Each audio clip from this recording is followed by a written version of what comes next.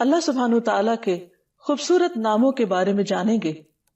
سوال یہ پیدا ہوتا ہے کہ اللہ سبحانہ تعالیٰ کے ناموں کے بارے میں جاننا کیوں ضروری ہے؟ جیسا کہ ہم سب جانتے ہیں کہ کسی کی پہچان کے لیے اس کا نام جاننا ضروری ہوتا ہے۔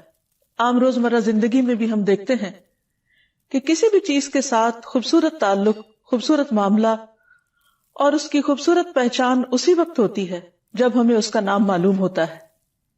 اللہ سبحانہ تعالیٰ نے آدم علیہ السلام کو پیدا کرنے کے بعد سب سے پہلے انہیں تمام چیزوں کے نام سکھائے تھے تاکہ جس دنیا میں وہ بھیجے جا رہے ہیں اس دنیا سے وہ صحیح طور پر فائدہ اٹھا سکیں۔ انسانوں میں سے بھی ہم کسی انسان کے ساتھ بہتر معاملہ اسی وقت کرتے ہیں جب ہم اس کو اچھی طرح پہچانتے ہیں۔ کسی بھی تعلق میں جتنی اچھی پہچان ہوتی ہے، دوسرے کی شخصیت کے بارے میں جتنا زیادہ ہم جانتے ہیں، اس کے ساتھ پھر اسی کے لیول اور اسی کے درجے کے مطابق ہم اس کے ساتھ معاملہ کرتے ہیں، اور پھر معاملے میں آسانی بھی ہوتی ہے، کام بھی آسان ہوتے ہیں اور زندگی خوشگوار ہوتی ہے۔ یہ تو تھا تعلق چیزوں کے ساتھ ہمارا یا انسانوں کے ساتھ۔ ہم پر سب سے بڑا حق ہمارے رب کا ہے، جس نے ہمیں پیدا کیا، جو ہمیں رزق دیتا ہے، جس کی طرف ہمیں واپس لوٹ کر جانا ہے۔ اس کے ساتھ ہمارا تعلق اسی وقت درست ہو سکتا ہے جب ہم اس کو پہچانتے ہوں، اور اس کی پہچان کے لیے اس کے ناموں کو جاننا، اس کی صفات کو جاننا بے حد ضروری ہے۔ اللہ سبحانہ وتعالیٰ نے ہمیں اپنی عبادت کے لیے پیدا کیا ہے۔ اس عبادت کا حق اس وقت تک ادا ہی نہیں ہو سکتا جب تک ہم اپنے معبود کو، یعنی جس کی ہم عبادت کرتے ہیں، اس کو جانتے نہ ہوں۔ ہم اس پر ایمان رکھتے ہیں، لیکن ایمان اس وقت تک کامل نہیں ہو سکتا جب تک ہم اس کو جانتے نہ ہوں جس پر ہم ایمان رکھتے ہیں۔ تو اس لیے ہم سب کے لیے بے حد ضروری ہے کہ ہم اپنے خالق و مالک کو پہچانیں، اور اس کی پہچان کے لیے اس کے ناموں کو جاننا، اس کی صفات کو جاننا بے حد ضروری ہے۔ اللہ سبحانہ وتعالیٰ پر ایمان، اس کے تقاضے اسی وقت پورے ہو سکتے ہیں جب ہم اس کی صفات کو جانیں۔ اللہ سبحانہ وتعالیٰ پر ایمان کے جو ارکان ہیں، ان میں سے ایک اس کے وجود پر ایمان ہے، دوسرا اس کی ربوبیت پر ایمان ہے، تیسرے اس کے اسماء اور صفات پر ایمان ہے۔ یعنی ہم یہ جانیں کہ اللہ سبحانہ وتعالی کون ہے، ہم یہ جانیں کہ وہ کیسا رب ہے، ہم یہ جانیں کہ اس کے کیسے نام ہیں اور اس کی کیسی صفات ہیں۔ اور ویسے بھی جب ہم اس کو ایک مانتے ہیں، یعنی ہم اس کی توحید پر یقین رکھتے ہیں، تو یہ توحید بھی اس وقت تک صحیح معنوں میں اس کا حق ادا نہیں ہو سکتا جب تک کہ ہم اس کو پہچانتے نہ ہوں۔ خود اللہ سبحانہ وتعالیٰ نے قرآن مجید میں اپنے بارے میں اپنی پہچان کرائی ہے۔ رسول اللہ صلی اللہ علیہ وسلم نے اللہ سبحانہ وتعالیٰ کی پہچان مختلف ناموں کے ذریعے کروائی ہے۔ اللہ سبحانہ وتعالیٰ فرماتے ہیں وَلِلَّهِ الْأَسْمَاءُ الْحُسْنَى فَادْعُوهُ بِهَا، اور اللہ کے لیے ہیں اچھے اچھے نام، تو اس کو ان ناموں کے ذریعے پکارو، اس سے دعا کرو۔ یعنی اگر ہم اس کے سامنے اپنی حاجات رکھیں گے تو کس طرح رکھیں گے؟ ظاہر ہے اس کو پکار کر، اور کس طرح پکاریں گے؟ اس کے ناموں کے ساتھ ہی۔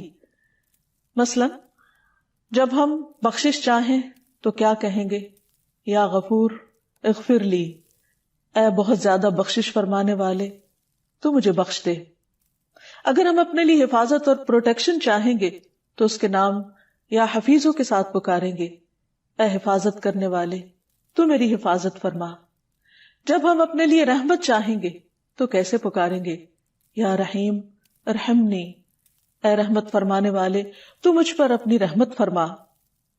اسی طرح اس کے ناموں کے ساتھ اس کو پکارنا اس کی عبادت بھی ہے۔ اور عبادت کس طرح کہ ان ناموں کو جان کر پھر اس کے ساتھ جو ہمارا درست تعلق ہوگا اس کا حق ہم کس طرح ادا کریں گے۔ اس حق کو اپنے اوپر پہچاننا، اپنے بارے میں جاننا اور اس کے مطابق اس کے ساتھ معاملہ کرنا، یہ دراصل اس کی عبادت کا بہترین طریقہ ہے۔ مثلا جب ایک انسان گناہ کرتا ہے اور وہ اللہ سبحانہ وتعالیٰ کی طرف پلٹنا چاہتا ہے، معافی مانگنا چاہتا ہے، تو جب تک وہ یہ نہیں جانتا کہ اس کا رب بہت زیادہ معاف کرنے والا ہے، توبہ قبول کرنے والا ہے، تو وہ توبہ کس طرح کرے گا، کس قسم کی توبہ کرے گا؟ اسی طرح اگر انسان اپنی زبان سے اپنے رب کا ذکر کرتا ہے، تو جب تک وہ یہ نہیں جانتا کہ رب سنتا ہے تو وہ ذکر کیوں کرے گا اور وہ کس قسم کا ذکر کرے گا؟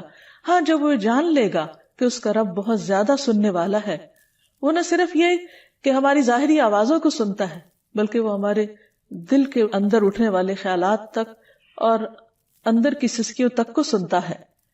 پھر اسی طرح جب ہم عام روزمرہ زندگی میں کوئی عمل کریں تو ہمارے اعمال کو چونکہ وہ دیکھتا ہے، تو اگر ہم یہ جانتے ہو کہ وہ البصیر ہے، دیکھنے والا ہے، تو یقیناً ہمارا طرز عمل بدل جائے گا۔ اسی طرح اگر ہم یہ جانتے ہوں کہ وہ ہمارے دل کے اندر اٹھنے والے خیالات اور وسوسوں تک کو جانتا ہے، تو یقیناً ہم اس کے اللطیف ہونے پر یقینی طور پر ایمان رکھیں گے۔ تو بہرحال اللہ سبحانہ وتعالیٰ کے ساتھ زندگی کے ہر معاملے میں، ہر لمحے میں، ہر موقع پر اسی وقت تعلق درست ہو سکتا ہے جب ہم اس کی مختلف صفات کو اس موقع کی مناسبت سے جانیں گے اور پہچانیں گے۔ پھر یہ بھی یاد رکھیے کہ اس علم کا حاصل کرنا تمام علوم سے زیادہ ضروری ہے، کیونکہ اللہ سبحانہ وتعالیٰ کا حق ہم پر سب سے زیادہ ہے، اور اس کا حق ادا کرنے کے لیے اس کی پہچان ضروری ہے، اور اس کی پہچان کے لیے علم حاصل کرنا ضروری ہے۔ قرآن مجید میں اللہ تعالیٰ فرماتے ہیں فَاعْلَمْ أَنَّهُ لَا إِلَهَ إِلَّا هُوَ، جان لو کہ اس کے سوا کوئی الہ نہیں مگر وہی۔ گویا اس کے ایک الہ ہونے کو جاننا اور اس کو سمجھنا بھی ضروری ہے، اور اس سمجھ کے لیے ہمیں قرآن و سنت کے مطالعے کی ضرورت ہے، کیونکہ اللہ سبحانہ وتعالیٰ کے حقیقی نام خود اللہ سبحانہ وتعالیٰ کے سوا کوئی نہیں بتا سکتا۔ اس نے وحی کے ذریعے اپنے نام اور اپنی صفات کا ذکر قرآن مجید میں کیا، اور اپنے ناموں کے بارے میں خود رسول اللہ صلی اللہ علیہ وسلم کو بذریعہ وحی علم عطا کیا۔ اس لیے اگر ہم واقعی اس کو جاننا چاہتے ہوں تو ہمارے لیے یہ دو بڑے سورسز یعنی قرآن و سنت کا مطالعہ ضروری ہے۔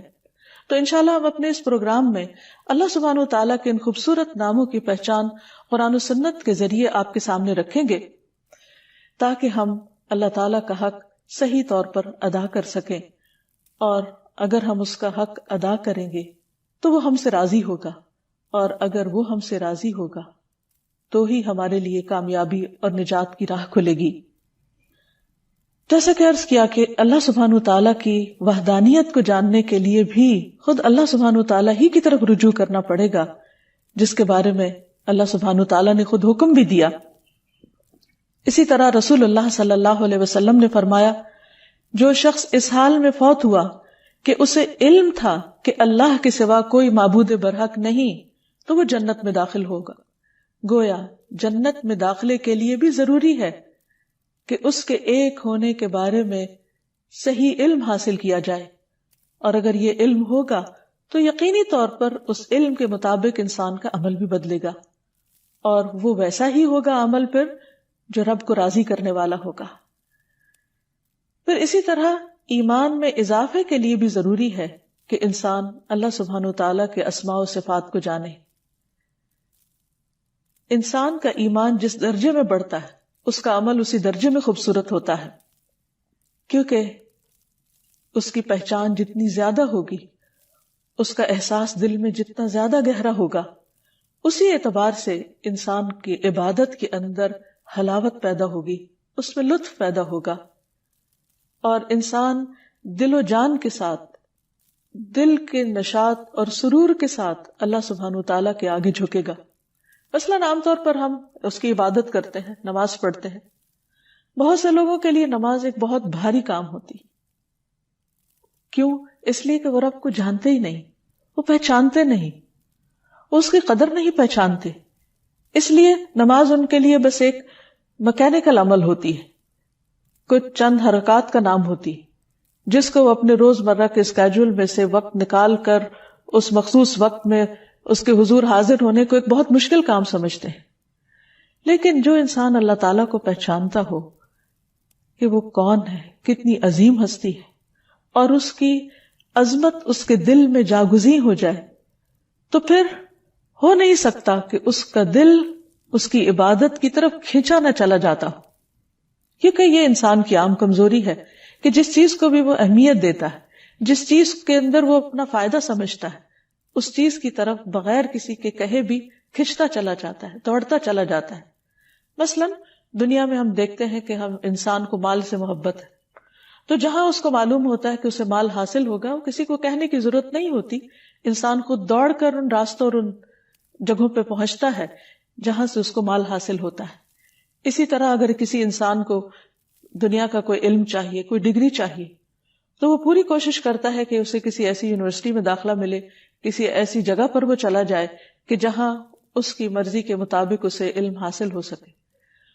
کسی کے کہنے پر اور کسی کے ابھارنے پر وہ اس طرف نہیں چلتا، بلکہ وہ خود اپنے دل کے شوق اور محبت کے ساتھ اور اپنی طلب اور تڑپ کے ساتھ اس راستے پر چلتا ہے۔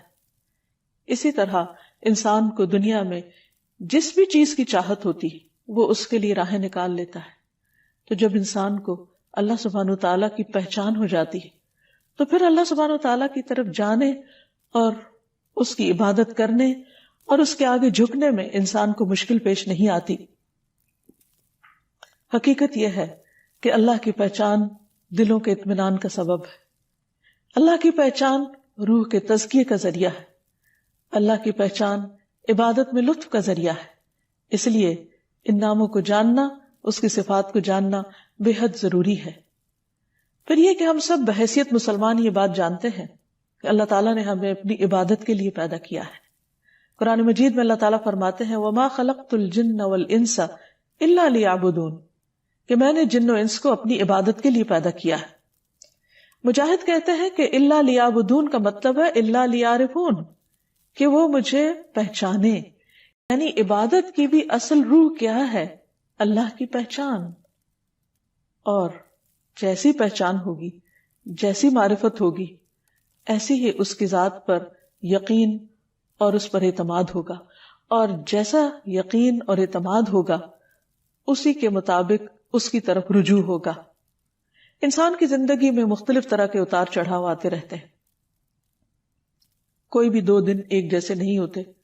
کبھی انسان کا دل خوش ہوتا ہے اور کبھی اداس ہوتا ہے، کبھی وہ کسی خوف کی حالت میں ہوتا ہے اور کبھی کسی غم کی حالت میں ہوتا ہے۔ اگر دیکھا جائے تو انسان کی زندگی کے کوئی بھی 2 دن برابر نہیں ہوتے۔ ایک دن اگر انسان خوش ہے تو دوسرے دن اداس ہوگا، ایک دن خوف کی حالت میں ہے تو دوسرے دن غم کی حالت میں۔ انسان کی یہ بدلتی ہوئی کیفیات بعض اوقات خود اس کے اپنے کنٹرول میں بھی نہیں ہوتی۔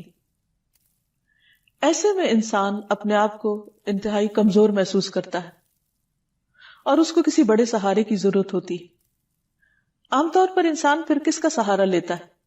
اپنی کسی بھی ایسی تکلیف، مجبوری اور کمزوری کی حالت میں وہی جو اس کو سامنے نظر آتا ہے، حالانکہ اس سے بڑا سہارا موجود ہے، لیکن وہ اس کو جانتا نہیں، وہ اس کو پہچانتا نہیں۔ لیکن اگر انسان واقعی اللہ کی معرفت رکھتا ہو، اللہ کی پہچان رکھتا ہو، تو وہ صرف ظاہری سہاروں پر پورا بھروسہ کرنے کی بجائے حقیقی معنوں میں اس کا سہارا پکڑے جو کبھی بھی ٹوٹنے والا نہیں، کبھی بھی ختم ہونے والا نہیں۔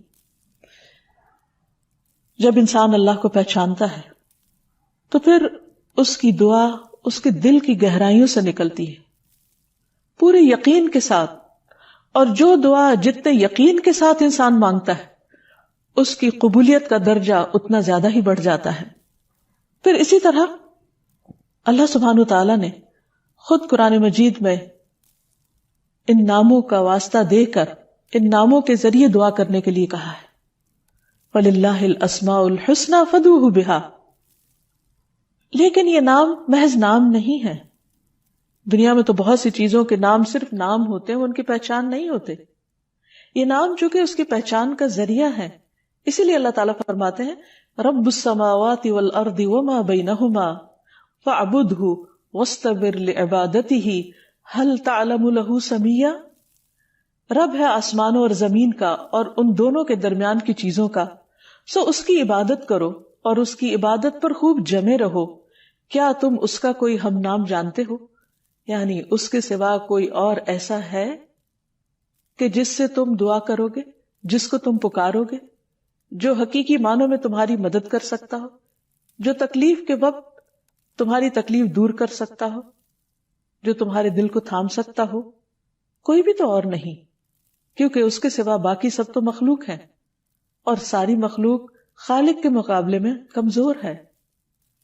وہ جس نے بنایا اور وہ جو بنائے گئے دونوں برابر نہیں ہو سکتے. اس لیے انسان جب اللہ تعالیٰ کو پہچانتا ہے تو پھر حقیقی معنوں میں اس سے ٹوٹ کر دعا مانگتا ہے، اور اس طرح وہ اپنے حقیقی مطلوب کو پا لیتا ہے، اور حقیقی معنوں میں پھر اسے اللہ کی مدد بھی حاصل ہوتی ہے، جو انسان کے لیے نہ صرف اس دنیا میں بلکہ اس کی آخرت میں بھی بہت ضروری ہے. جب باقی سب سہارے ساتھ چھوڑ جائیں گے، جب اپنے قریبی پیارے عزیز رشتہ دار دوست بھی کام نہ آئیں گے، اس وقت وہی رب اکیلا ہم سب کا مددگار ہوگا، ان کا مددگار ہوگا جو آج دنیا میں اس سے صحیح طور پر تعلق قائم کرتے ہیں اور اپنی جلوتوں اور خلوتوں میں اس کو پکارتے ہیں، جس کے ساتھ ان کا تعلق صرف زبان کا تعلق نہیں ہوتا، حقیقی معنوں میں دل کا تعلق ہوتا ہے. ایسے لوگ دنیا میں چلتے پھرتے بظاہر دنیا کے کام کاج کرتے نظر آتے ہیں، لیکن اپنے رب کی پہچان کی وجہ سے دل میں ہر وقت اس رب کی محبت محسوس کرتے ہیں. رب کی محبت ہمارے دل کی غذا ہے، ہماری روح کی غذا ہے، ہمارے عمل کی طاقت ہے، اور ہمیں اس دنیا میں صحیح رستے پر چلنے میں مددگار ہے. وہ دل کی ایسی روشنی ہے جس کے بغیر صحیح اور غلط کا فرق معلوم نہیں ہو سکتا. رب کی پہچان دلوں کی وہ روشنی ہے کہ جس کے بغیر انسان اچھے اور برے میں صحیح معنوں میں تمیز نہیں کر سکتا، جس کے بغیر وہ صحیح اور غلط کا فرق نہیں جان سکتا. اس لیے جب بندہ اپنے رب کو پہچانتا ہے تو پھر ہر غلطی کرنے کے بعد بھی اسی کی طرف لوٹتا ہے.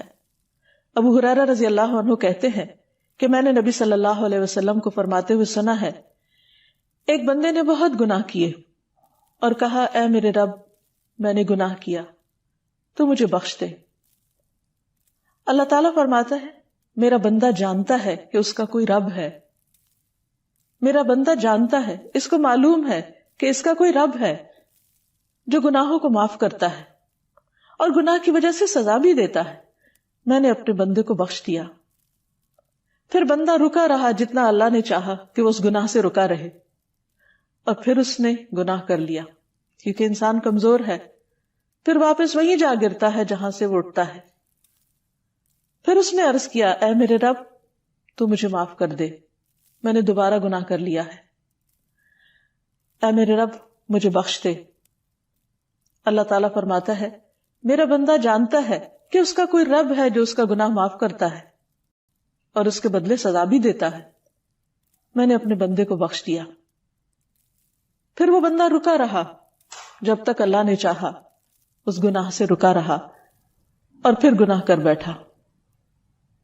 پھر بندہ دوبارہ اللہ کے حضور پلٹتا ہے، کیونکہ وہ جانتا ہے کہ اس کا کوئی رب ہے جو گناہوں کو معاف بھی کرتا ہے اور گناہوں پر سزا بھی دیتا ہے. پھر وہ رب کو پکارتا ہے، رب اسے پھر بخش دیتا ہے. اللہ تعالیٰ فرماتا ہے میرا بندہ جانتا ہے اس کا رب ہے جو معاف کرتا ہے اور سزا بھی دیتا ہے. میں نے اپنے بندے کو 3 بار معاف کیا، بس اب جو چاہے عمل کرے. یعنی جتنی بار بھی وہ گناہ کرے گا، اگر وہ مجھے پہچان کر میری طرف پلٹے گا اور حقیقی معنوں میں شرمندگی کے ساتھ مجھ سے معافی مانگے گا، یہ جانتے ہوئے کہ میں معاف کر سکتا ہوں، تو میں اس کو معاف کر دوں گا، اور اس کے بغیر چارہ بھی نہیں.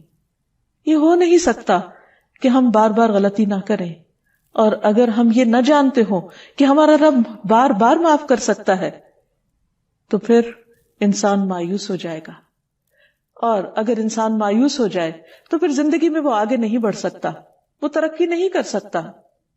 تو اس لیے بندے کے لیے یہ جاننا بہت ضروری ہے، اس دنیا اور آخرت کی بھلائی اور کامیابی، فلاح اور نجات کے لیے، کہ وہ اپنے رب کے اس صفت کو جانتا ہو کہ واقعی وہ بخشنے والا ہے. پھر اسی طرح جو شخص ان ناموں کو جان لے اس کے لیے جنت کی خوشخبری ہے. رسول اللہ صلی اللہ علیہ وسلم نے فرمایا، اللہ تعالیٰ کے 99 نام ہیں، ایک کم 100. جو شخص ان سب کو محفوظ رکھے گا وہ جنت میں داخل ہوگا. اللہ سبحانہ تعالیٰ کے ناموں کو جاننے اور اس کی پہچان کے بارے میں یہ بھی یاد رکھیے کہ ان ناموں کی پہچان صرف دنیا کی کامیابی کا ذریعہ ہی نہیں بلکہ آخرت میں جنت کے حصول کا ذریعہ بھی ہے، جس سے بڑی کوئی کامیابی ہے ہی نہیں. رسول اللہ صلی اللہ علیہ وسلم نے ارشاد فرمایا، اللہ تعالیٰ کے 99 نام ہیں، یعنی ایک کم 100. جو شخص ان سب کو محفوظ رکھے گا وہ جنت میں داخل ہوگا. یہ صحیح بخاری کی روایت ہے. اسی طرح صحیح مسلم کی روایت ہے، اس میں ابو ہریرہ ہی روایت کرتے ہیں کہ رسول اللہ صلی اللہ علیہ وسلم نے فرمایا، اللہ تعالیٰ کے 99 نام ہیں، جس نے انہیں محفوظ کیا وہ جنت میں داخل ہوگا، اور بلا شبہ اللہ وتر ہے اور وتر کو پسند کرتا ہے. اس کا کیا مطلب ہے؟ من احصاها دخل الجنہ، جس نے ان ناموں کو شمار کیا وہ جنت میں داخل ہوگا. یعنی ان ناموں کا احاطہ کرنے کی کوشش کی، ان ناموں کے معنی کو جانا، ان کے تقاضے کے مطابق عمل کیا، اور پھر ان کی بنا پر اپنے رب، اپنے خالق و مالک کے ساتھ اپنے تعلق کو درست کیا، اور ان ناموں کے تقاضے کے مطابق اپنے اعمال کو تبدیل کیا، تو ایسا شخص اللہ سبحانہ تعالیٰ کی رحمت کا مستحق ہوگا. ابن القیم رحمہ اللہ کہتے ہیں کہ اللہ کے اسماء کو گن کر محفوظ رکھنے کے کچھ مرتبے ہیں، کچھ درجے ہیں. بندہ جب ان ناموں کو یاد کر لیتا ہے تو جنت میں داخل ہو جاتا ہے. یاد کرنے سے مراد صرف زبانی میمورائز کرنا ہی نہیں، بلکہ ابن القیم کے مطابق پہلا مرتبہ ہے ان کے الفاظ کو گننا اور شمار کرنا، دوسرا مرتبہ ہے ان کے معنی اور مفہوم کو جاننا، تیسرا مرتبہ ہے ان کے ساتھ دعا مانگنا، کیونکہ اللہ سبحانہ تعالیٰ نے فرمایا وَلِلَّهِ الْأَسْمَاءُ الْحُسْنَى فَادْعُوهُ بِهَا، اور اللہ ہی کے لیے ہیں اچھے اچھے نام، پس تم اس کو ان ناموں کے ساتھ پکارو. اور اللہ کے ناموں کے ساتھ دعا مانگنے کے 2 مرتبے ہیں. نمبر 1 دعاء العبادہ، تعریف اور عبادت کی دعا، اور نمبر 2 دعاء المسئلہ، طلب اور مانگنے کی دعا. تو گویا اللہ تعالیٰ کی تعریف نہیں کی جا سکتی مگر اللہ سبحانہ تعالیٰ کے خوبصورت ناموں کے ذریعے اور اس کی بہترین صفات کے ذریعے. یعنی اگر ہم اللہ تعالیٰ کی عبادت کرنا چاہیں، اللہ تعالیٰ کی حمد و ثنا کرنا چاہیں، اللہ تعالیٰ کا شکر ادا کرنا چاہیں، اللہ تعالیٰ سے اپنی محبت کا اظہار کرنا چاہیں، تو اس کے لیے ضروری ہے کہ ہم اس کو اس کے پیارے پیارے ناموں کے ساتھ پکاریں، وہ نام جو خود اس نے اپنے ہمیں بتا دیے، کیونکہ اس سے زیادہ خود اس کے بارے میں اور کون جان سکتا ہے. کوئی اور ہمیں اس کے بارے میں کیا بتا سکتا ہے سوائے اس کے جو خود اس نے اپنی پہچان ہمیں کرا دی. لہذا جب ہم اللہ سبحانہ و تعالیٰ کے ان ناموں کا ذکر کریں گے، ورد کریں گے، ان کے ساتھ اس کو پکاریں گے، تو گویا یہ ایک عبادت کی حالت ہوگی. اور پھر اگر ہم اس سے کچھ مانگیں گے تو وہ ہمیں عطا کرے گا، کیونکہ یہ اس کا اپنا فرمان ہے کہ تم ان کے ساتھ اس کو پکارو. اور یہاں یہ بات بھی پھر یاد رہے کہ یہ نام خود اس نے ہمیں بتائے، لہذا ان ناموں کی مناسبت کے ساتھ اپنی حاجات پیش کرنا، اس سے سوال کرنا، اس سے دعا مانگنا اس کو پسند ہے. ویسے بھی دعا کرنا ایک عبادت ہے، اور اللہ سبحانہ تعالیٰ اس بندے سے خوش ہوتا ہے، اس سے راضی ہوتا ہے جو اپنی ہر چھوٹی بڑی ضرورت میں اللہ سبحانہ تعالیٰ کی طرف رجوع کرتا ہے. اور اس میں بندے کے لیے عین سعادت ہے، خوش قسمتی ہے کہ اللہ نے اپنے بندوں کو اپنا ہی محتاج کیا، جو ان کا حقیقی مالک ہے اور ان کو سب کچھ دینے پر قادر ہے. انہیں دوسری مخلوقات کے تابع نہیں کیا. باقی مخلوقات درخت ہوں یا پتھر ہوں، زمین ہو یا آسمان ہو، ستارے ہوں یا چاند ہوں، یہ سب تو انسان کی خدمت میں لگے ہوئے ہیں. یہ انسان کے الہ ہو نہیں سکتے، انسان کے معبود ہو نہیں سکتے، اور حقیقی معبود وہی ہے جو ان سب کا خالق ہے، اور وہی ہم سے چاہتا ہے کہ ہم باقی تمام چیزوں کی غلامی سے آزاد ہو کر صرف اس کے غلام بن جائیں، صرف اس کے بندے بن جائیں، تعریف بھی کریں تو اس کی، شکر ادا کریں تو اسی کا، مانگے تو اسی سے، اور گناہ کر لیں تو پلٹیں بھی اسی کی طرف جو شرمندہ نہیں کرتا، جو پکارتا ہے کہ اے دن کے گناہگار تو رات کو لوٹا، میں تجھے معاف کر دوں گا، اور اے رات کے گناہگار تو دن کو پلٹا، میں تجھے معاف کر دوں گا۔ اگر تیرے گناہ آسمان کے کناروں تک پہنچ جائیں تو میں اتنی ہی مغفرت کے ساتھ تجھے ملوں گا اور میں تجھے معاف کر دوں گا۔ وہ ہمارا اپنا رب ہے، وہ تمام بندوں اور تمام مخلوق سے زیادہ ہم سے محبت کرنے والا ہے۔ ہماری نجات اسی کے دامن میں ہے، اسی کی طرف رجوع کرنے میں ہے۔ لہٰذا یہ نام جہاں عبادت کا ذریعہ ہے، وہاں مانگنے کا ذریعہ ہے، دعا کا ذریعہ ہے، لہٰذا اس سے مانگتے رہنا چاہیے۔ اور پھر اس معاملے میں ایک احتیاط بھی ضروری ہے، اور وہ یہ کہ اللہ سبحانہ وتعالیٰ کو صرف وہی نام دیے جائیں گے جو اس نے خود ہمیں بتائے۔ ہم اپنی طرف سے اس کا کوئی نام نہیں رکھ سکتے، اور نہ ہی ہمیں اس کی اجازت ہے کہ ہم اس کے ناموں میں الحاد کریں، درست راستے سے ہٹیں۔ یعنی جو نام اللہ سبحانہ وتعالیٰ نے یا اللہ سبحانہ وتعالیٰ نے اپنے حبیب محمد صلی اللہ علیہ وسلم کے ذریعے ہمیں بتائے ہیں، اس کے علاوہ ہم اپنی طرف سے اس کا کوئی نام نہیں رکھ سکتے۔ مثلا ہم یہ جانتے ہیں کہ اللہ سبحانہ وتعالیٰ شفا دیتے ہیں، لیکن ہم اللہ سبحانہ وتعالیٰ کا نام ڈاکٹر نہیں رکھ سکتے، وہ نام انسانوں کے لیے۔ تو وہ نام جو عام طور پر ہم نے انسانوں کے لیے رکھے ہیں یا انسانوں کی جو صفات ہیں، وہ اللہ سبحانہ وتعالیٰ کو زیبا نہیں ہے۔ اس لیے اس معاملے میں بہت احتیاط کی بھی ضرورت ہے، اور ہمیں اس معاملے میں کتاب و سنت سے آگے نہیں بڑھنا۔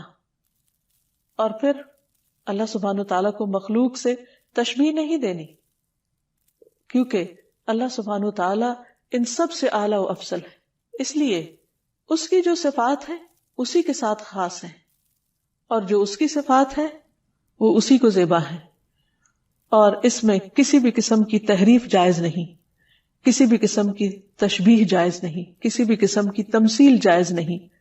یعنی ہم یہ نہیں کہیں گے کہ اللہ تعالیٰ سنتا ہے جیسے بندے سنتے ہیں، نعوذ باللہ، ایسا نہیں کہہ سکتے۔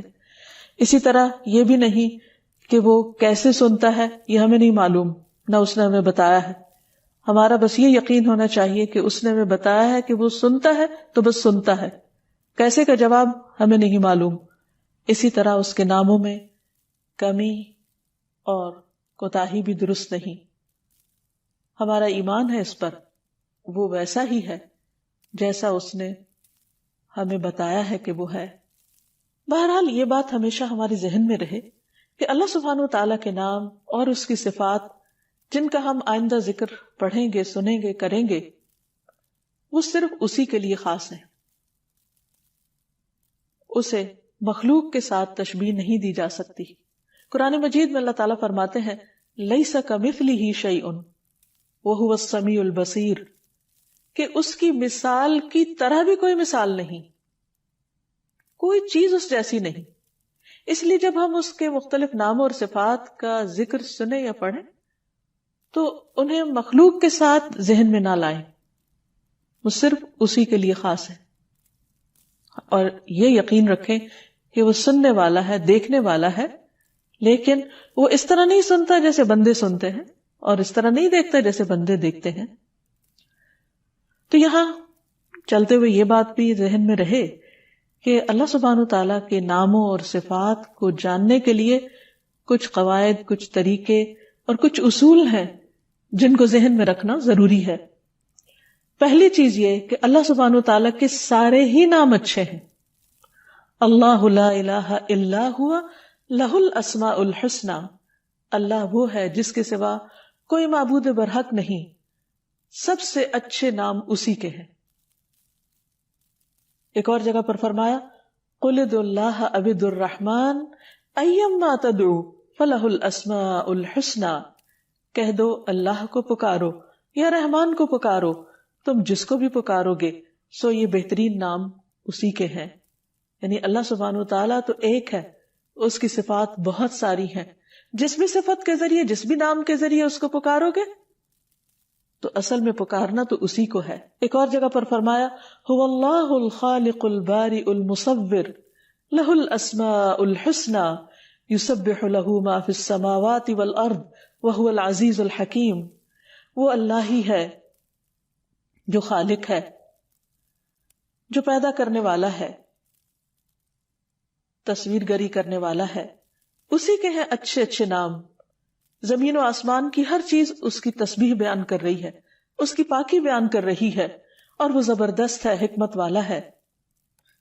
اس لیے قرآن مجید کی جتنی آیات میں اللہ سبحانہ وتعالیٰ کے ناموں کا ذکر آتا ہے، اس کی صفات کا ذکر آتا ہے، وہاں حسنہ کا لفظ ساتھ ہی آتا ہے.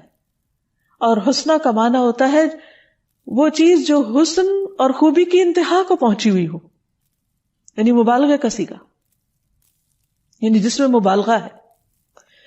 تو اللہ تعالیٰ کا یہ نام صرف نام نہیں بلکہ اس کی صفات ہے، اور اس کی یہ صفات کمال کی، ان میں کمال بھی ہے، ان میں جمال بھی ہے، ان میں جلال بھی ہے. تو ان تمام صفات کے ساتھ ہمیں اس کے ناموں کو جاننا ہے، اس کی پہچان کرنی ہے. پھر اسی طرح یہ بھی یاد رکھیے کہ یہ حسن دو طرح سے ہے. ایک تو یہ کہ یہ اپنی جگہ یہ الفاظ بڑے خوبصورت ہیں جن کے ذریعے یہ صفات ہمیں معلوم ہوتی ہیں، اور دوسرے سے اعتبار سے کہ ایک نام کو جب دوسرے نام کے ساتھ ملا کر ذکر کیا جاتا ہے تو بعض اوقات بظاہر دیکھنے میں وہ دو بالکل مختلف صفات ہوتی ہیں، لیکن وہ دو جب اکٹھی آتی ہیں تو ان کے اندر ایک اور ہی خوبصورتی اور ایک زبردست حسن پیدا ہو جاتا ہے، جس کے انشاءاللہ آئندہ ہم تفصیلات پڑھیں گے. مثلا یہاں بھی ہم دیکھتے ہیں کہ جیسے اللہ سبحانہ وتعالیٰ کی ایک صفت العزیز ہے اور دوسری الحکیم ہے. عموماً قرآن مجید میں دو صفات اکٹھی آتی ہیں. العزیز کا معنی ہے زبردست یا غلبے والا، جس میں قوت کا اظہار پایا جاتا ہے، اور دوسری طرف الحکیم حکمت والا، وزڈم والا. یعنی اللہ سبحانہ وتعالیٰ جہاں قوت، اقتدار، غلبے اور جبروت کے مالک ہیں، وہاں دوسری طرف وہ بہت حکمت والے ہیں. عموماً کیا ہوتا ہے کہ جب کسی کے پاس قوت آ جاتی تو وہ اس قوت کو جیسے چاہتا ہے استعمال کرتا ہے، لیکن اللہ سبحانہ وتعالیٰ اپنی ان تمام قوتوں کو حکمت کے ساتھ استعمال کرتے ہیں. اور پھر آخر میں یہ کہ اللہ تعالیٰ کے نام صرف کسی مخصوص تعداد یا مقدار میں نہیں، بلکہ اس کے کچھ نام ایسے ہیں جو اس نے اپنے خزانہ غیب میں رکھے ہوئے، اور کچھ نام اس کی کتاب میں ہیں، اور کچھ نبی صلی اللہ علیہ وسلم کے ذریعے ہمیں بتائے گئے.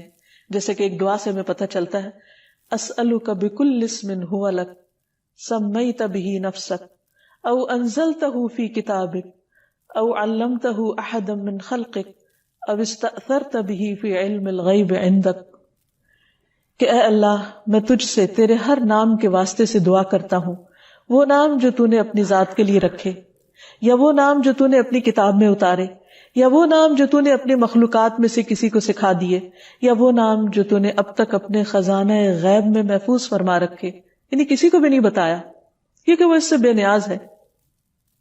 تو میں تیرے ان تمام ناموں کے ذریعے تجھ سے دعا کرتا ہوں. تو یاد رکھیے کہ اللہ سبحانہ وتعالیٰ کے صرف 99 یا 99 نیمز ہی نہیں، اس سے زیادہ ہیں. اس حدیث سے پتہ یہ چلتا ہے کہ اگر کوئی 99 بھی یاد کر لے گا تو وہ اس کے لیے جنت میں جانے کا راستہ آسان کر دیں گے. لیکن اس حدیث دوسری سے پتہ چلتا ہے کہ یہ نام اس سے کہیں زیادہ ہیں، اور کچھ تو اللہ تعالیٰ نے ہمیں بتائے ہیں اور کچھ بتائے بھی نہیں. اور آخر میں یہ کہنا چاہوں گی کہ جب تک ہماری زندگی ہے، جب تک اللہ سبحانہ وتعالیٰ نے ہمیں بولنے کی، اظہار خیال کی استطاعت دی ہے، اس وقت سے ان گھڑیوں سے فائدہ اٹھانا چاہیے اور اللہ سبحانہ وتعالیٰ کو خوب خوب پکارنا چاہیے. کہیں ایسا نہ ہو کہ مہلت کے یہ لمحات ختم ہو جائیں اور پھر ہم اپنے اعمال کے ساتھ اللہ کے حضور حاضر ہوں. اس وقت اگر خدا نہ خواستہ ہمیں وہ انجام دیکھنا پڑا جو ہمیں پسند نہ ہو، تو وہاں اس کو پکارنا کچھ بھی فائدہ نہ دے گا. اس لیے مانگنے کا وقت آج ہے، آئیے اللہ تعالیٰ سے دعا کریں کہ اے اللہ تو ہمیں اپنے تمام ناموں کے وسیلے سے، اپنے تمام ناموں کے ذریعے ہم پر اپنی رحمت فرما، ہمیں ان کی پہچان کروا دے، ہمیں اپنی ذات کی وہ معرفت دے کہ جس سے ہمارے یقین اور ایمان میں اضافہ ہو، جس سے ہمارے لیے تیری عبادت آسان ہو، جس سے ہمارے اندر تیری محبت اور تیری چاہت کا ذوق پیدا ہو۔ اے اللہ تو ہمارے لیے اس کام کو آسان فرما دے۔ لفظ جلالہ یعنی اللہ، جو اللہ سبحانہ تعالیٰ کا ذاتی نام ہے، اس پر بات کریں گے۔ قرآن مجید میں اللہ سبحانہ تعالیٰ نے اپنا تعارف خود اللہ کے نام کے ساتھ کروایا ہے، اور اس کے لیے اس کا بہترین تعارف آیت الکرسی میں ہوا ہے۔ اللہ لا الہ الا ہو الحی القیوم لا تأخذہ سنۃ ولا نوم لہ ما فی السماوات وما فی الارض من ذا الذی یشفع عندہ الا بإذنہ یعلم ما بین ایدیہم وما خلفہم ولا يحيطون بشيء من علمه إلا بما شاء وسع كرسيه السماوات والأرض ولا يؤوده حفظهما وهو العلي العظيم۔ اللہ وہ ہے کہ اس کے سوا کوئی معبود نہیں، زندہ ہے، ہر چیز کو قائم رکھنے والا ہے، نہ اسے اونگ آتی ہے اور نہ نیند، جو کچھ بھی آسمانوں اور زمین میں ہے اسی کا ہے۔ کون ہے جو اس کے پاس اس کی اجازت کے بغیر سفارش کرے؟ وہ جانتا ہے جو کچھ ان کے سامنے ہے اور جو ان کے پیچھے ہے، اور وہ اس کے علم میں سے کسی چیز کا احاطہ نہیں کر سکتے مگر جتنا وہ خود چاہے۔ اس کی کرسی آسمان و زمین پر چھائی ہوئی ہے اور اسے ان دونوں کی حفاظت نہیں تھکاتی۔ وہ سب سے بلند اور سب سے بڑا ہے۔ یہ ہے اللہ رب العالمین۔ لفظ اللہ سبحانہ تعالیٰ کا ذاتی نام صرف اللہ ہی کے لیے مخصوص ہے۔ پوری کائنات میں اللہ کے نام سے سوائے اس کے کوئی بھی نہیں جانا جاتا، کسی اور کا یہ نام ہے ہی نہیں۔ هل تعلم له سمیہ؟ نہیں۔ یہ نام ایک انتہائی خوبصورت نام ہے۔ اگر اس کی تحریر پر آپ غور کریں تو اس کے ساری شیپ اوپر کو اٹھتی ہوئی جاتی ہے، جو اپنی تحریر کے اعتبار سے بھی اللہ سبحانہ تعالیٰ کی عظمت اور بلندی پر دلیل ہے۔ اس کو اسم الجلالہ، اللہ کا عزت والا نام، بلند نام، جلیل القدر نام، جو اسماء حسنہ میں سے سب سے عظیم اور اعلیٰ ہے، صرف اسی کا ہے۔ اس کے لغوی معنی کیا ہے؟ اس کا مطلب کیا ہے؟ اس کی اصل الالہ ہے، لیکن باقی اسماء کے ساتھ جب ال لگتا ہے تو الگ پڑھا جاتا ہے۔ لیکن سبحان اللہ، اللہ سبحانہ تعالیٰ کے اس نام میں ال اس کا حصہ بن چکا ہے، یعنی اللہ، بجائے اس کے کہ ہم کہیں الالہ، وہ خاص الہ، کیا کہا جاتا ہے؟ اللہ۔ عربی لغت میں یہ لفظ 4 معنوں میں استعمال ہوتا ہے۔ نمبر 1، المعبود، یعنی اللہ کون ہے؟ وہ جو معبود ہے، خاص الہ ہے جس کی عبادت کی جاتی ہے۔ نمبر 2، الملجا، جس کی پناہ لی جاتی ہے، خوف میں، غم میں، پریشانیوں میں جس کی طرف رجوع کیا جاتا ہے، جو پناہ گاہ ہے۔ نمبر 3، المفزوع الیہ، یعنی گھبراہٹ میں جس کی مدد حاصل کی جاتی ہے۔ جب سارے سہارے ٹوٹ جاتے ہیں تو ہر انسان، خواہ وہ اس کو نہ بھی مانتا ہو، پھر بھی اسی کی طرف لوٹتا اور پلٹتا ہے۔ اور چوتھا معنی ہے المحبوب، وہ محبوب جس کے ساتھ عظیم محبت ہو، ہر چیز سے بڑھ کر محبت ہو، اور اس کے بارے میں عقل حیران ہو۔ لا تدرکہ الابصار، جس کو نگاہیں نہ پا سکتی ہوں، وہ یدرک الابصار، اور وہ سب نگاہوں کو دیکھتا ہے، جانتا ہے کہ کون سی نگاہ کس طرف اٹھی ہے۔ تو اللہ سبحانہ تعالی دراصل ساری کائنات کا حقیقی معبود ہے، ان کا بھی جو اس کو مانتے ہیں اور ان کا بھی جو اس کو نہیں مانتے۔ الہ برحق وہی ہے جس کی عبادت کی طرف بندوں کے دل مائل ہوتے ہیں جب وہ اس کو دریافت کر لیتے ہیں، جب وہ اس کو پہچان جاتے ہیں، جب وہ اس کی نعمتوں اور اس کی بنائی ہوئی عظیم نشانیوں کو دیکھ کر اس کی طرف مائل ہو جاتے ہیں، جب ان کے دل اس کی وحدانیت کی گواہی دینے لگتے ہیں اور پوری انکساری اور عاجزی کے ساتھ اس کے آگے جھکتے ہیں، اسی سے امیدیں لگاتے ہیں، اسی سے ڈرتے ہیں، اسی کی عظمت دل میں پہچانتے ہیں، پھر اسی کی اطاعت کرتے ہیں، اپنی ضروریات اور مشکلات میں اسی کی طرف رجوع کرتے ہیں۔ وہ وہی الہ برحق ہے جو عرش سے لے کر اس ٹھہری ہوئی زمین کی گہرائیوں تک واحد الہ ہے، جس کے سوا کوئی اور الہ نہیں ہے۔ وہ عظیم و برتر ہے اپنی صفات میں اور ان کی بڑائی اور کمال اور جلال میں اور جمال میں۔ اس کے جتنے بھی نام ہیں، اس کی جتنی بھی صفات ہیں، وہ سب اسی کی طرف لوٹتی ہیں، یعنی اس کے ذاتی نام اللہ کی طرف۔ اس کا کوئی شریک نہیں، کوئی اس کے مشابہ نہیں، کوئی اس کے ہم مثل نہیں، کوئی اس کا ہمسر نہیں، کوئی اس کا مددگار نہیں، وہ ہر لحاظ سے کامل ہے۔ اللہ جو دلوں کے لیے باعث راحت ہے، جس کا ذکر، جس کا تصور، جس کا خیال اور جس پر ایمان دلوں کے اطمینان کا ذریعہ ہے۔ انسان جب اس کو دریافت کر لیتا ہے، جب اس کو پا لیتا ہے، جب اس کو پہچان لیتا ہے، تو پھر ہر چیز سے بے نیاز ہو جاتا ہے۔ اللہ جل جلالہ کا یہ نام قرآن مجید میں سب سے زیادہ استعمال ہوا ہے۔ 2500 سے زیادہ بار لفظ اللہ قرآن مجید میں مختلف جگہوں پر آیا ہے، مختلف آیات میں۔ اور جس آیت میں اللہ سبحانہ تعالیٰ کا تعارف کروایا گیا، وہ آیت الکرسی قرآن مجید کی سب سے بڑی آیت شمار ہوتی ہے۔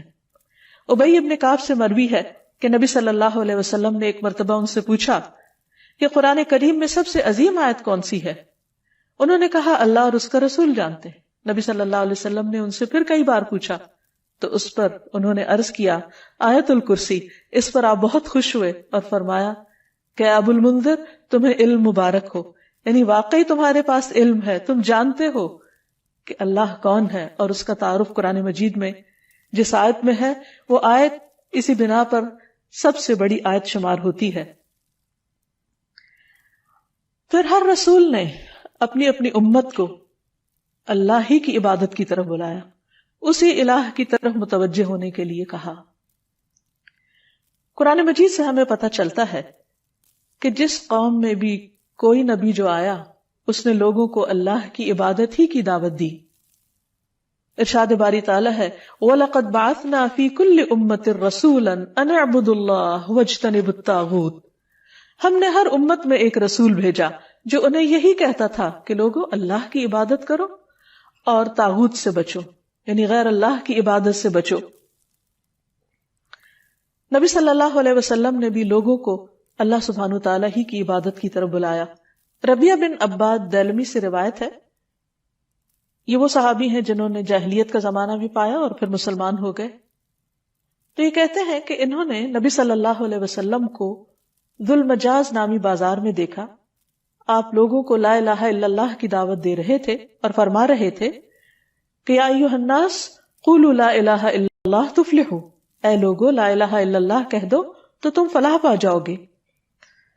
وہ کہتے ہیں کہ آپ صلی اللہ علیہ وسلم گلیوں اور بازاروں میں داخل ہو رہے تھے، لوگ آپ کے پیچھے جاتے، آپ کے ارد گرد جمع ہو جاتے، کوئی ان سے کچھ نہیں کہہ رہا تھا اور آپ خاموش ہوئے بغیر اپنی بات دہرائے چلے جا رہے تھے، اے لوگو لا الہ الا اللہ کہہ دو فلاح پا جاؤ گے، اے لوگو لا الہ الا اللہ کہہ دو فلاح پا جاؤ گے۔ گویا انسان کی کامیابی، اس کی نجات، اس کی فلاح کا انحصار اس بات پر ہے کہ وہ ایک اللہ کو اپنا معبود سمجھے اور اس پر ایمان لے آئے۔ یہی سٹیپنگ سٹون ہے سیدھے راستے کی طرف، کامیابی کی طرف۔ اسی طرح بلحجیم قبیلہ کے ایک آدمی سے روایت ہے، وہ کہتے ہیں کہ میں نے پوچھا اے اللہ کے رسول صلی اللہ علیہ وسلم، آپ کن چیزوں کی طرف دعوت دیتے ہیں؟ یعنی آپ کی دعوت کیا ہے؟ آپ لوگوں کے لیے کیا میسج لے کر آئے؟ آپ نے فرمایا میں اس اللہ کی طرف دعوت دیتا ہوں جو یکتا ہے، بس ایک ہے، وہ اللہ کہ جب تم پر کوئی مصیبت آتی ہے اور تم اسے پکارتے ہو تو وہ تمہاری مصیبت کو دور کر دیتا ہے، جب تم کسی بیابان اور جنگل میں راستہ بھول جاتے ہو اور تم اس سے دعا کرتے ہو تو وہ تمہیں اپنے اصل مقام تک پہنچا دیتا ہے، جب تم قحط سالی میں مبتلا ہوتے ہو اور اس سے دعا کرتے ہو تو وہ پیداوار ظاہر کر دیتا ہے۔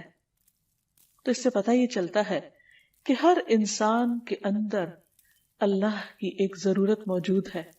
جب وہ دیکھتا ہے کہ اس کے آس پاس کے سب سہارے گم ہو گئے ہیں تو وہ اس ہستی کو پکارتا ہے جس نے اس کو پیدا کیا اور جس نے اس کے ساتھ ضروریات رکھی اور ان ضروریات کو پورا کرنے کا انتظام بھی فرمایا۔ انسان اپنی فطرت میں اپنے رب کو پہچانتا ہے، لیکن اس کا ماحول اس کو مختلف طرح کے اندھیروں میں رکھ کر اس رب سے دور کر دیتا ہے۔ رسول اللہ صلی اللہ علیہ وسلم نے دراصل لوگوں کو انہی اندھیروں سے نکالا، من الظلمات الی النور، من الظلمات الی النور، اندھیروں سے روشنی کی راہ دکھائی اور انہیں اپنے رب کے ساتھ جوڑا۔ پھر یہ کہ لفظ اللہ کے کچھ خصائص بھی ہیں۔ اس لفظ کی سب سے پہلی خصوصیت ہے کہ یہ اللہ سبحانہ وتعالی کا اسم اعظم ہے۔ امام غزالی کہتے ہیں کہ جان لو کہ یہ نام 99 ناموں میں سب سے زیادہ عظیم ہے، کیونکہ یہ اس ذات الہیہ پر دلالت کرتا ہے جو تمام صفات الہیہ کو جمع کرنے والی ہے۔ یہ اس ذات کا نام ہے جس کی ساری صفات ہیں، یہاں تک کہ کوئی بھی صفت اس سے جدا نہیں ہوتی، یعنی باقی ساری صفات اسی کی ہیں، یعنی اللہ سبحانہ وتعالی کی۔ پھر ہم دیکھتے ہیں کہ یہ نام ہر حدیث میں وارد ہوا۔ نبی صلی اللہ علیہ وسلم کی جتنی بھی حدیثیں ان کے شروع میں ہر جگہ آتا ہے قال رسول اللہ صلی اللہ علیہ وسلم یا عن النبی صلی اللہ علیہ وسلم۔ تو حدیث کا جتنا بھی ذخیرہ ہے، جتنا بھی خزانہ ہے، اس میں سے ہر حدیث میں اللہ سبحانہ وتعالی کا نام آتا ہے، اسی کی طرف نسبت جاتی ہے۔ پھر اسی طرح تمام اسماء حسنہ کی نسبت اللہ کی طرف ہے، وَلِلَّهِ الْأَسْمَاءُ الْحُسْنَى، اور اللہ ہی کے لیے ہیں سارے اچھے اچھے نام، فَادْعُوهُ بِهَا، بس تم اس کو ان ناموں کے ساتھ پکارو۔ یعنی کیسے کہا جاتا ہے؟ اللہ کون ہے؟ وہ جو الرحمن، الرحیم، القدوس، السلام ہے، یعنی یہ سب اللہ کے نام ہے۔ یہ نہیں کہا جاتا کہ اللہ الرحمن کا نام ہے یا اللہ العزیز کا نام ہے، نہیں، العزیز اور الرحمن دراصل اللہ سبحانہ وتعالی کے نام ہیں یا اس کی صفات ہیں۔ پھر یہ ہے کہ یہ نام سب سے زیادہ پکارا جاتا ہے۔ مصنون دعاؤں کو اگر ہم دیکھیں، نبی صلی اللہ علیہ وسلم نے اللہ سبحانہ وتعالی کو جن ناموں سے پکارا ان میں سب سے زیادہ یہی نام آتا ہے اللہم کے ساتھ۔ خود درود شریف کا آغاز بھی اللہم کے ساتھ ہوتا ہے۔ تو اللہ ہے، اللہ، تو میم آخر میں جو مشدد ہے یہ کیا چیز ہے؟ یہ دراصل عربی کا قاعدہ ہے، شروع میں یا کا لفظ لگانے کی بجائے آخر میں میم کا مطلب ہے یہاں پر یا، جیسے ہم کہتے ہیں یا اللہ، تو اسی طرح اللہم کا مطلب ہے اے اللہ۔ حسن بصری کہتے ہیں اے اللہ دعاؤں کے مرکز، جب مانگنے والا کہتا ہے یا اللہ میں تجھ سے سوال کرتا ہوں، گویا وہ یہ کہتا ہے کہ میں اس اللہ سے دعا کرتا ہوں جس کے سب اچھے اچھے نام ہیں اور جس کے بلند نام اور بلند صفات ہیں۔ پھر یہ بھی یاد رکھیے کہ مخلوق میں سے کسی کے اندر آج تک جرأت نہیں ہوئی کہ وہ اپنا یا کسی اور کا نام اللہ رکھ دے۔ اللہ سبحانہ وتعالیٰ نے سب کی زبانیں پکڑ رکھی کہ یہ نام اس کے سوا کوئی اور رکھ ہی نہیں سکتا، یہ صرف اسی کی خصوصیت ہے۔ اور پھر یہ کہ تمام امتیں اس نام سے متعارف ہیں، کوئی اس نام کا انکار نہیں کرتی۔